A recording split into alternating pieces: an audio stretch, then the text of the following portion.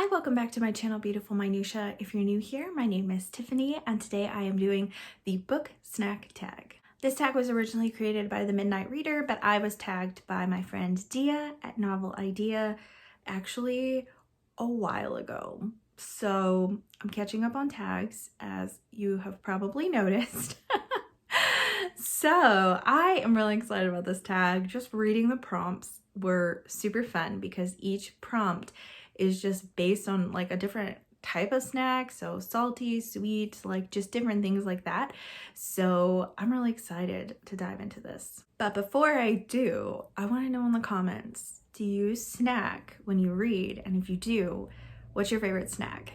I tend to be more likely to like have a hot drink when I'm reading, especially tea, but I do like to snack sometimes when I'm reading. I think my favorite reading snack is probably popcorn. Okay, so let's dive in now. The first question is sweet, the chocolate chip cookie of books. Pick a book that is warm-hearted, uplifting, and makes you feel less cynical about the world. I feel like anytime I mention a book that makes me feel warm and fuzzy, less cynical about the world, a super comfort read, I say the same book every time, but I can't help it because if I have a chance to promote this book, I will. And that's All Creatures Great and Small by James Herriot.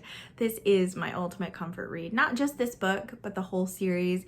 Well, I've read 4 of the 5 books so far, and each one just brings so much joy to my heart. I'm sure that you have heard of this series from me or from other people, but on the off chance that you haven't, these are the memoirs of a vet who was from Scotland but lived in the English Dales, and so there's stories about animals, there's stories about small town living and just the dynamics of a small town and of farming communities. And yeah, so there's a lot here. There's a lot of humor, there's a lot of heart, there is a lot of detailed stuff about veterinary practice, so if that stuff makes you squeamish, just know that that's in there too. Prompt number 2 is salty, inherently craveable.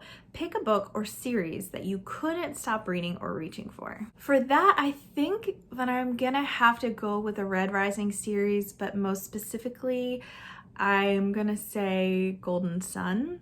Probably Morning Star too, but Golden Sun is my favorite in the trilogy. And the way that that book ended, my buddy read this with Dia, and immediately we're like, we gotta read the next book. We got to. So I think that this year has been like the, oh my gosh, I have to know what happens next most book out of all the other ones that I've read. Question number 3 is cheesy. Like Cheeto dust, you can't escape the cheese. Pick a book you love because of or in spite of its cheesiness.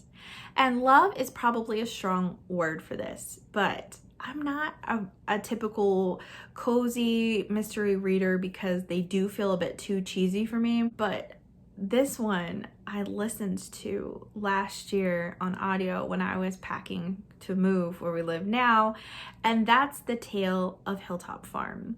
And this is a cozy mystery that takes place in the world of Beatrix Potter. And I grew up reading Beatrix Potter's books and love them so very much. So this is about a town, and Beatrix Potter moves to this town, and then there are mysteries that are happening. And so we are mostly following the animals in this town, and they have figured out what's going on. But although we can hear the animals' conversations with each other, the humans in this story cannot understand what the animals are saying. So it was really cutesy, pretty cheesy probably, but I still just had too much fun with it. Question number 4, deep fried.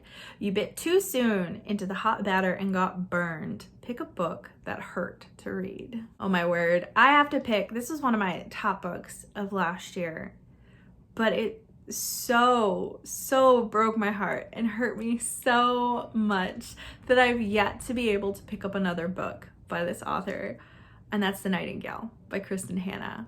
I read The Great Alone about 6 months or so before I read The Nightingale. And The Great Alone made me cry for sure, but The Nightingale busted me to pieces.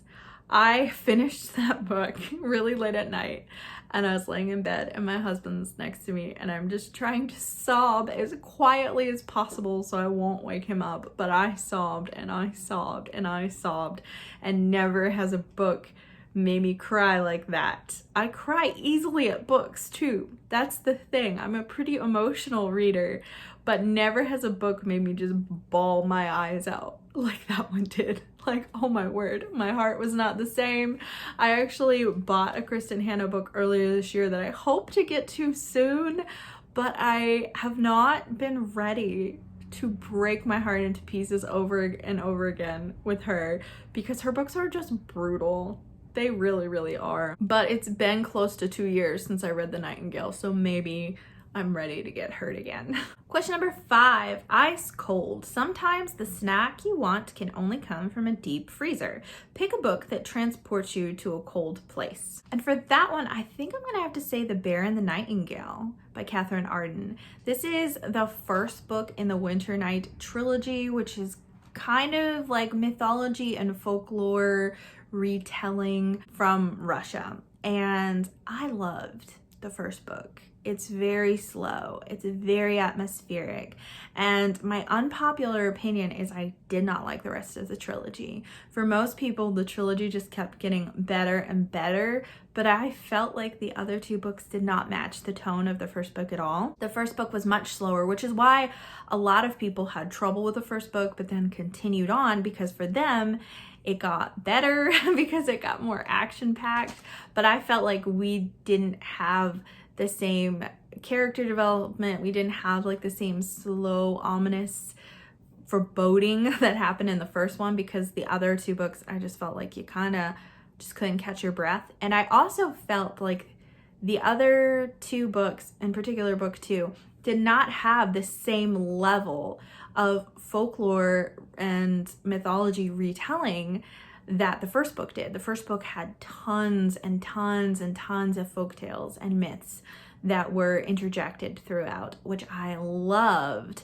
And the third book actually had a good element of that as well, but the second book I felt like was very lacking in that. So while I personally did not love the whole trilogy, most people did, so I'm in the minority, but the first book in particular is just so atmospheric, and there's so many descriptions of snow and the coming winter, and it is like the perfect wintertime book. I'm pretty sure that I read all 3 books over the course of like a December and January, so they're good wintertime reads for sure. Question number 6, sour. Some things are too sour to keep a straight face.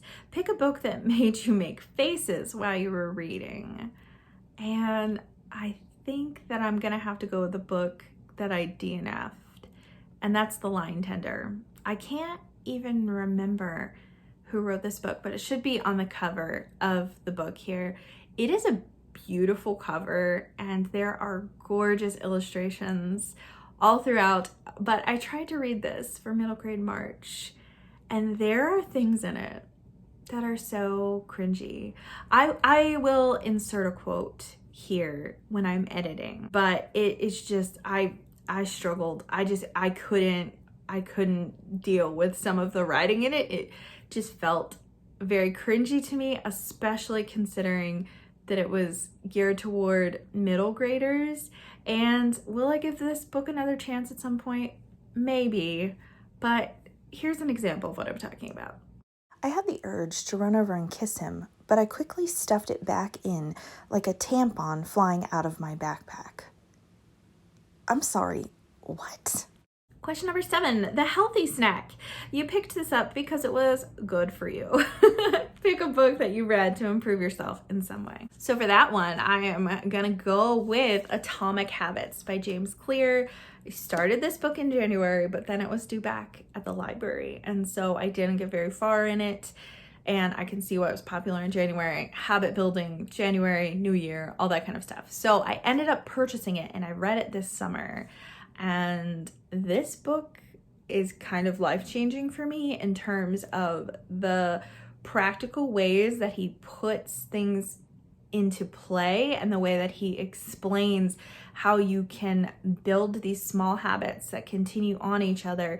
And actually, I feel like this book just really set me up for success in a lot of ways. I think it's particularly useful if you are a type B personality like myself, where maybe you're not necessarily super driven when it comes to habit stuff, because I'm the person where I'm like, I want to change everything, and I jump in all at once. I have like this all or nothing mentality, and then I burn myself out. I do much better if I can do slow, gradual changes, but I have a hard time implementing that and sticking with it and being like motivated and self-disciplined to make those things habitual.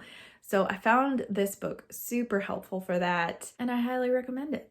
Prompt number 8 is juicy. Like an orange or watermelon, some snacks have plenty of pieces to share. Pick a book that is profoundly shareable that you want others to read. So I'm actually going to recommend 2 books, because I feel like the first book that I want to recommend is perhaps a little niche, because it is a Christian nonfiction, and I'm aware that that is not going to be for everyone who is watching this video. So I have 2 books to recommend. So the first one is The Hour That Changes the World. This book revolutionized my prayer life, honestly, because it kind of gave me structure and direction to how I pray. So he goes over like 12 different categories of how you can pray, and if you're praying for 5 minutes on each of these things, you'll have prayed for an hour. And I can't say that I implemented truly praying for an hour at a time. I did not, but I was taking, like 2 minutes for each thing and praying for over 20 minutes. And it helped me not just sit there and just have like a laundry list of requests and then go on about my day, but actually like truly communicate with God and actually have a more well-rounded prayer life, where it's not just like, thank you for this, and can I please have this? Okay, bye. I just felt like it was really useful for that. The other book that I'm going to recommend is one that I'm still thinking about. I read it in January and I still think about it all the time, and that's Everything That Rises Must Converge by Flannery O'Connor. So this is a short story collection. Flannery O'Connor, mostly I would say a lot of her works are short stories. She does also have some other things that she's written and 2 novels, but this is so far the only thing that I have read for her. That's gonna change pretty soon. But so far, this is the only thing that I have read by her, and I found these short stories profoundly impactful, to that I still just think about them all the time. So if you don't know much about Flannery O'Connor, she is a Southern Gothic writer, and all of her short stories pack a punch. Let me just tell you, like, the endings are usually kind of crazy and maybe a little brutal. Who am I kidding? Not maybe, usually. Although maybe not every single one, but a lot of them are a little brutal in the ending. But she just does such a great job of examining human nature, and I feel like in particular a thread that was running through all of these short stories was pride and hypocrisy, and how that displays in different ways. Sometimes it was racism, sometimes it was just a superiority complex for everyone around you regardless of race. And so there's just a lot in here, a lot to unpack, a lot to discuss. This is an amazing book. If you have not read Flannery O'Connor, please do yourself a favor and give her a try. And the last prompt is the snack pack. Everyone wins when you swap and share your snacks. Tag some friends to do the tag. So again, I'm not sure who has done this tag and who hasn't. So I'm going to tag 3 people.